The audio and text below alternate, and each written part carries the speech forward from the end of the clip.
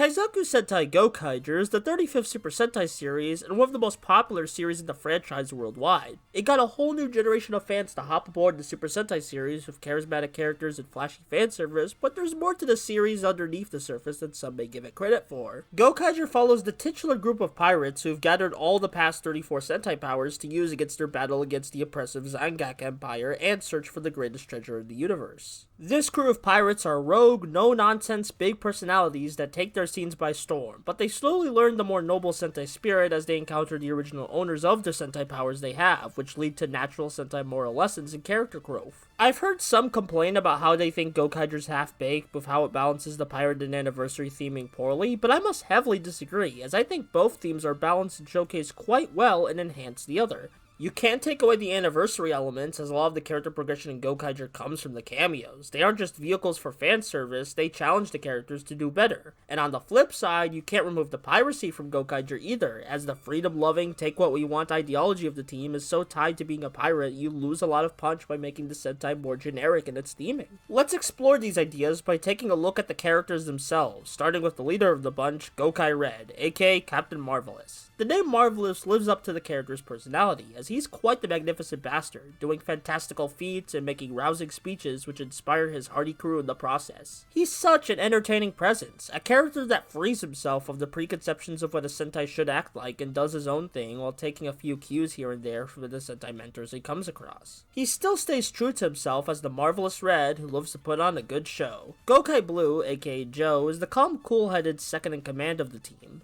Joe is a great execution of the cool Blue Ranger trope, as he may be closed off, but when we see cracks of a smile form on his face, I get these warm fuzzies with how rarely he does smile. Gokai Yellow, aka Luca, is a loud and proud lass. She may initially seem very money hungry, but this is for a good reason, as her backstory sees her helping out a lot of poor people displaced by the Zangak attack, so clearly she wants the money to help feed those in need, and maybe get herself a nice jewel along the way.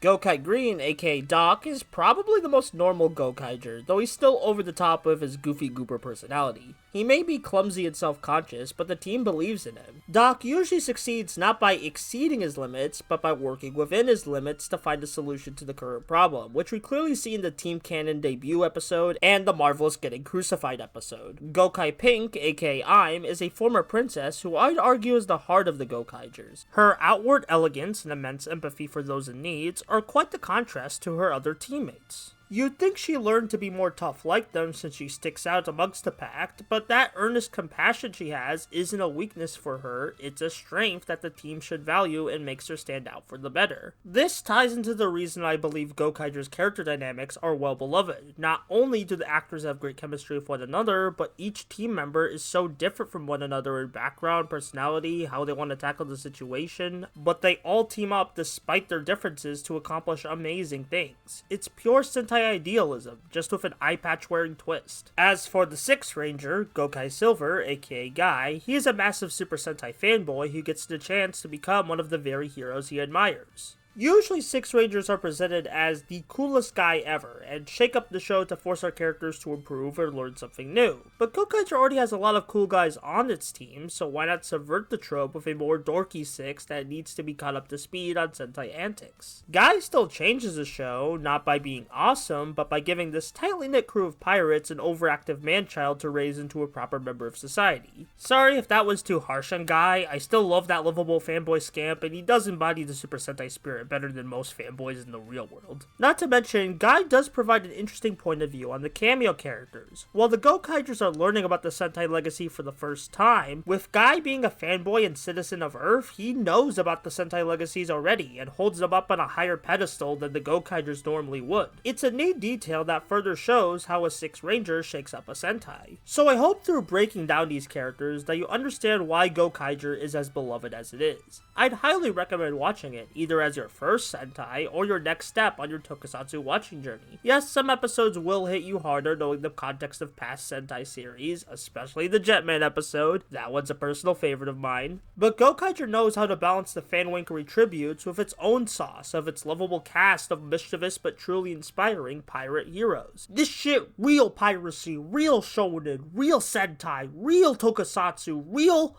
fiction. So yeah, it's pretty good.